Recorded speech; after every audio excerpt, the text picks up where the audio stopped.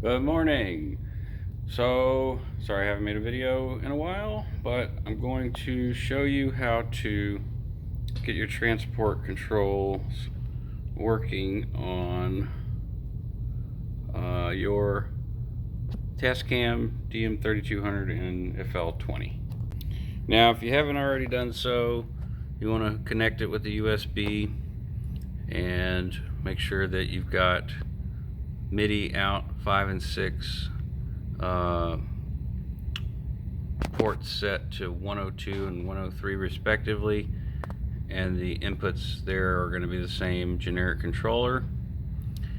So you need to have that functioning. You need to have that set up.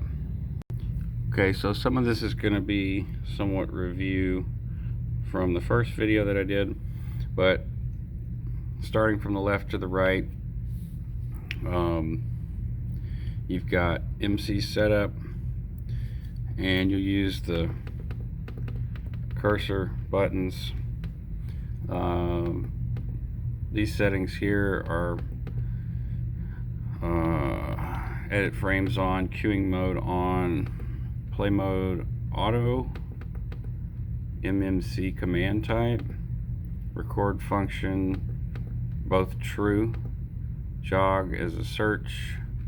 The next set is machine control, list, and you'll add an M-type MMC device, open, and make sure that you use the cursor to select chase.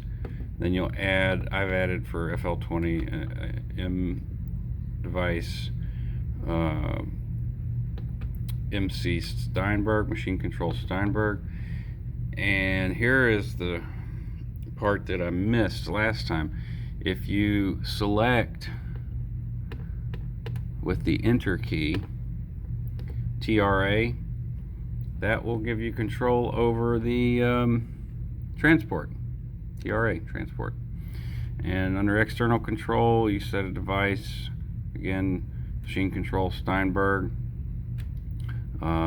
ports 5 and 6, channels 1 through 16, and then you can go ahead and click control, use the scroll wheel, jog wheel, and hit enter, and it will show you all of your controls. So right here we have the cursor, and you can use the cursor on multiple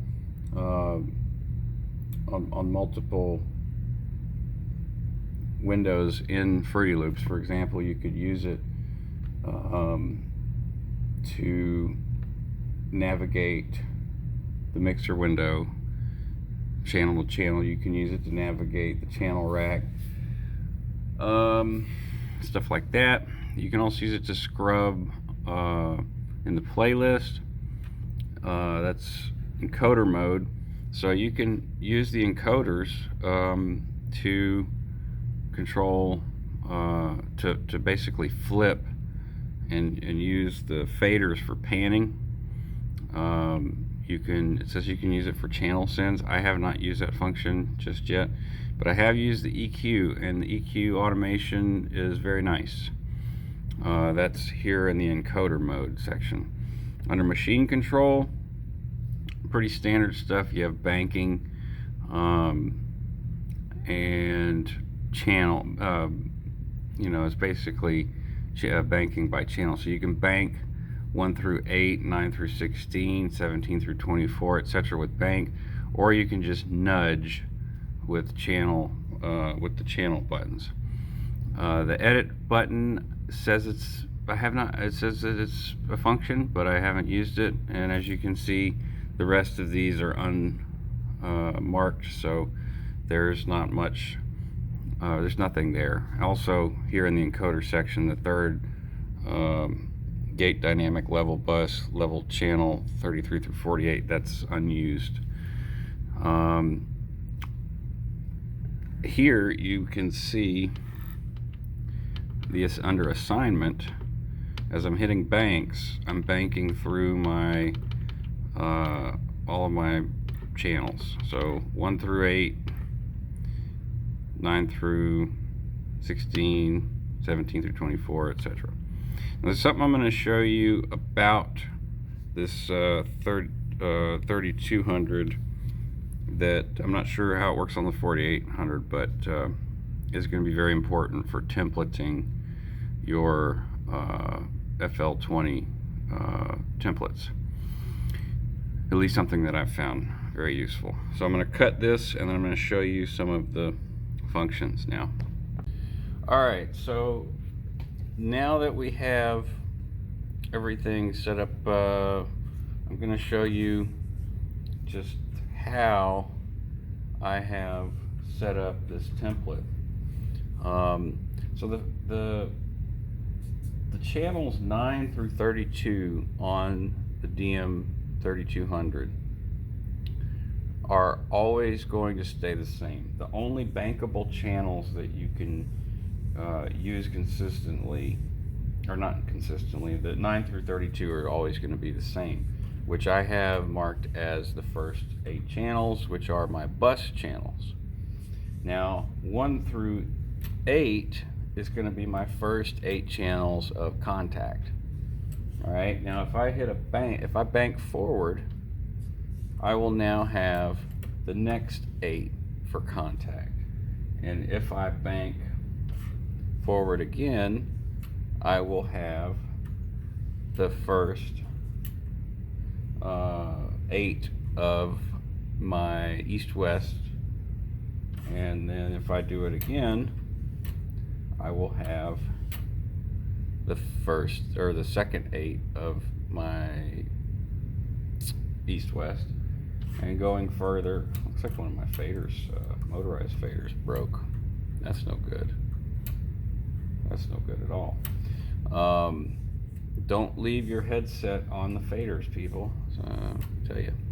So the same goes there. All right.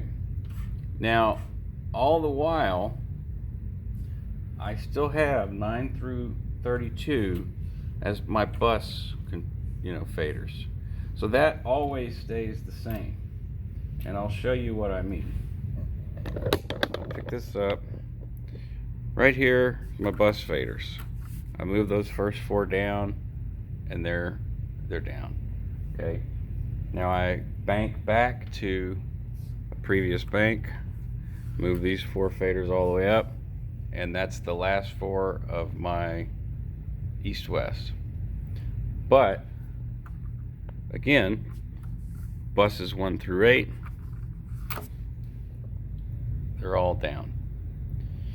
So this group right here in the remote mode will always be buses 1 through 8, it seems, which is not a terrible thing. Now, as far as navigating in the mixer, you can, once you have it selected, you can use the cursor here and move around. I mean, it's really nothing special, but if you can fit it in your workflow, cool. The other thing is, let's go to this harp here. Also, I wanted to show you that you can use the cursor to navigate your channels in your channel rack. But let's turn the buses back up. I don't think I have anything routed anyway, but make sure that, oh, here's the beautiful part. Alright, so I can now use the transport.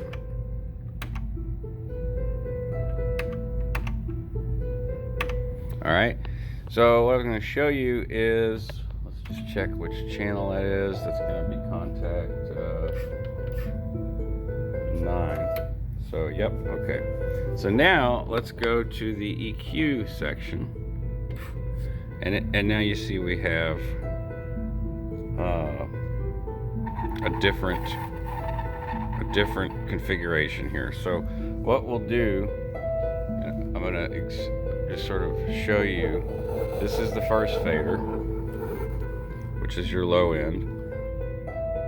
Second fader is your mids. Third fader is your highs. And on those, you have your crossover frequency. I don't know if you can see that. It'd probably be easier if I did this, huh? So you can roll your crossover frequencies around. Same goes for the mids.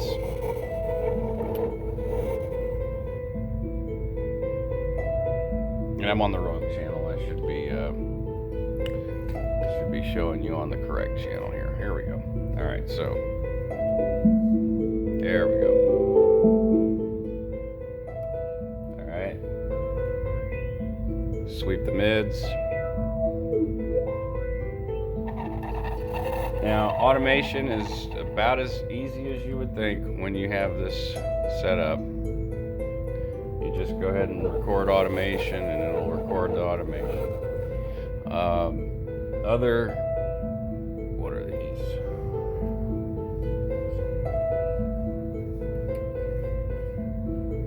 Okay. So those three are, you got your gain and your Q. And your crossover. Sorry, your crossover. Let's do this. The next three are the Q width for, let's just show you what I mean. 4, 5, and 6 are the Q width. See me changing the, there we go. Alright. Good, so to undo that,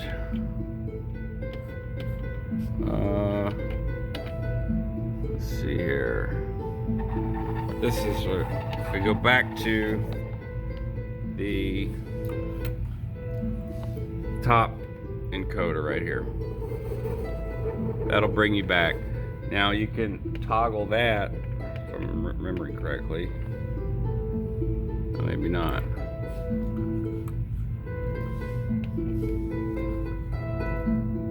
Oh, it's pan. If you flip it, if you flip this, it'll flip to. It doesn't flip to panning. Okay. It should flip to panning. Well, I'm just giving you a great tutorial here. At any rate, that is how you get the transport working and some automation working on your board. I don't have the FireWire card, so I can't really experiment and test and upload any information about that. Maybe we'll look into getting one soon or at some point, but for right now it's really doing a great job for me as far as automation goes. Time saver. So I try to keep it short. You know, like and subscribe and all that stuff. I don't have any fancy web graphics for you at this time. So you guys have a good one. Peace out.